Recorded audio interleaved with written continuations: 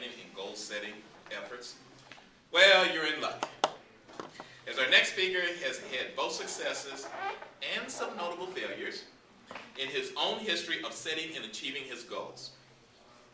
And he will share those stories with you this evening. Speaking on the topic of goal setting and planning, please welcome Jeffrey Purtee.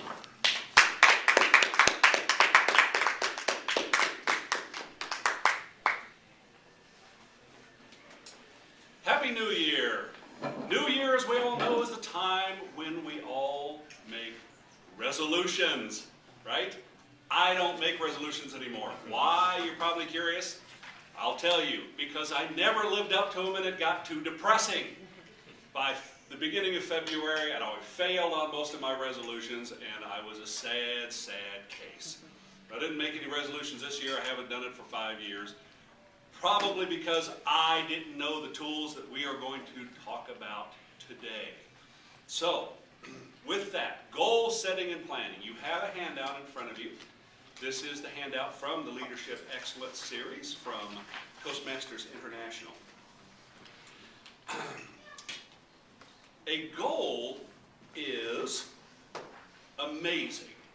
And here's why it's amazing. I had planned to give this, and I got home tonight, and I picked up my Toastmasters magazine that had just arrived in the mail, and look what we have here. Get it done in 2013. Realistic planning beats positive thinking in achieving goals. Is that synergy or what? I'm sensing like a spirit moving me here to give this presentation. You've heard this before. Breathe. On slide number 2, which is on your first page, they give you the steps of what is a goal. And we'll go over some of these. A goal is specific. Here is an example of a non-specific goal. Jeffrey, this year I'm going to lose weight. That's my resolution pretty much every year from 1997 to roughly 2007. Years which I gained weight every single year. Why? Because it wasn't specific. I should have had a specific goal to lose X amount of weight.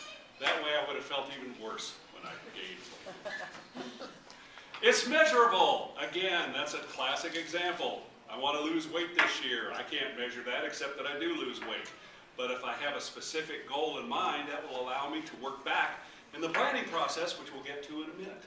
So a goal should be specific. It should be measurable. It should be action-oriented. I want to do something, accomplish something. A to and a verb. A verb expresses action. You can't have a goal, or you can. You can have a goal for anything you want to. But a goal as nebulous as, I want to be a better person. That really doesn't give you a whole lot of actionable items, does it? And plus, it uses that intransitive verb. Is that right, John? Be, to be. Thank you. That's my grammarian right there, John Davis. He's the grammarian for all of us, so I looked at him. Instead, to accomplish something, to say thank you more often to people. But of course, that would need to be specific and measurable, to say thank you once a day. I just bought a book yesterday called 365 Thank Yous. This is actually a book written by a gentleman who went through very difficult times, and he resolved a couple of years ago to write a thank you letter, one per day, to someone in his life. And he recounts the various interesting things that happened to him. He wrote thank you letters to waitresses. He wrote thank you letters to UPS delivery men. He wrote thank you letters to postal workers. It's really amazing how the response was to many of his thank you letters. People would approach him and said, I haven't gotten a thank you letter in 10 years. And he developed relationships that he otherwise would not have developed. It's a fascinating book. But it reminds me that he had a perfect goal. It was specific, measurable. Whether he wrote a thank you letter to somebody, it was action-oriented. He was going to actually do something. And was it realistic? The fourth benefit. Well, yes, you can write a thank you letter once per day if you sit down and do it. And finally, it was time-bounded. He wanted to do it in 1 year.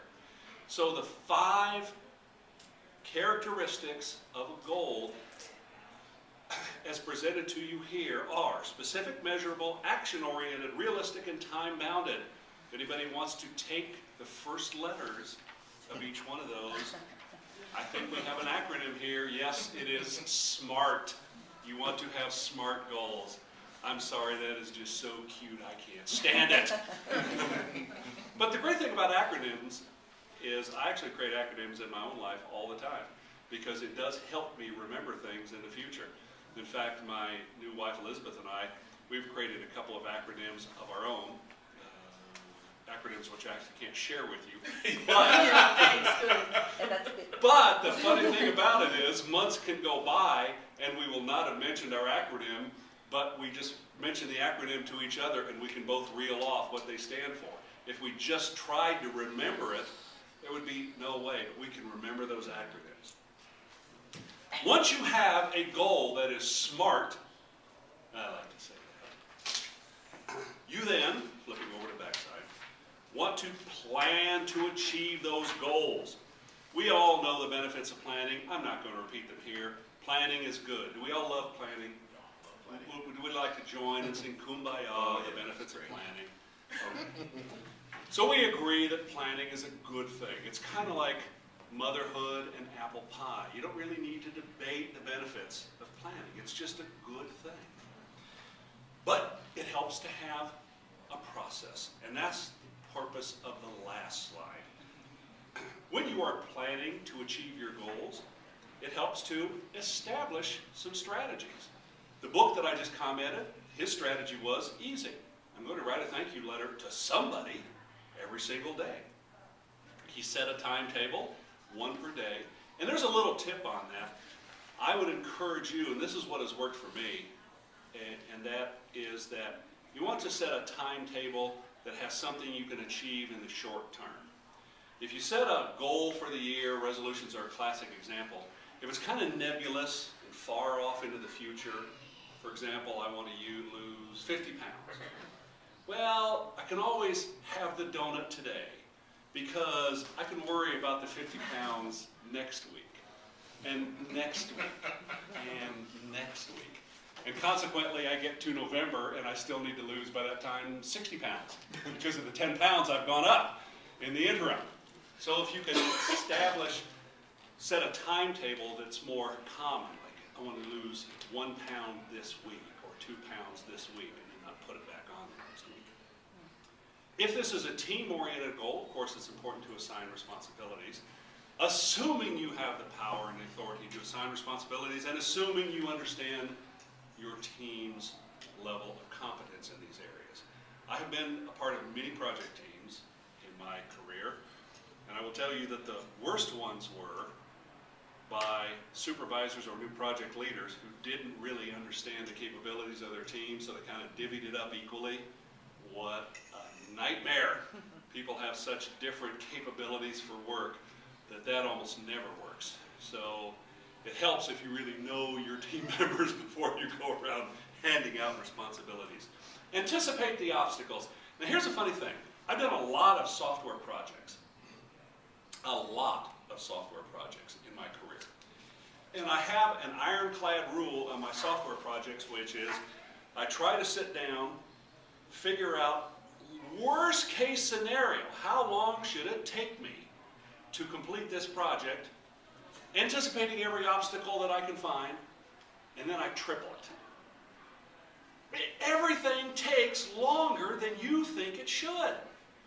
And I've been doing this for 3 decades, and I don't know of any exceptions. It really is annoying to me, because I will sit down and go, I'm a smart guy, I'm good, I'm competent in all this stuff, but doggone it, especially when you're working in a new area, it's tough to anticipate a lot of the obstacles because you simply have no idea what you're going to run up against.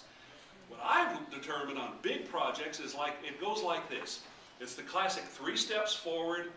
Oh, that's not going to work. 2 steps back.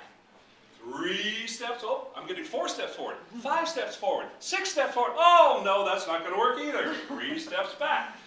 You keep going up these kind of side, non-productive areas that don't prove, and you have to work your way back. So try to anticipate obstacles, but build in a lot of extra time. because you're just going to be amazed at the stuff you run into. And then, of course, be willing to modify as possible. Now, if you look at the first letters of the planning process for achieving your goals, that is another handy acronym. ESSAM. E-S-A-M. Actually, that makes no acronym whatsoever. It's no help whatsoever. But I did note that, and I thought, you know, I probably should rewrite these in a different order, maybe, or different first words. By the way, if you ever do acronyms like I do, don't get cute and use the second letter of the word. Think it through and use the first letter, because you're never going to remember it if you use the second letter. I've seen acronyms where they try to get cute and use the second letter, and they go, wrong. My friends, this is a year of New Year's resolutions. By effective use of these goal-setting tools and these planning tools, you can make this year that you get it done in 2013. Thank you, Jeffrey. Let's take a minute or two to make any notes you would like to pass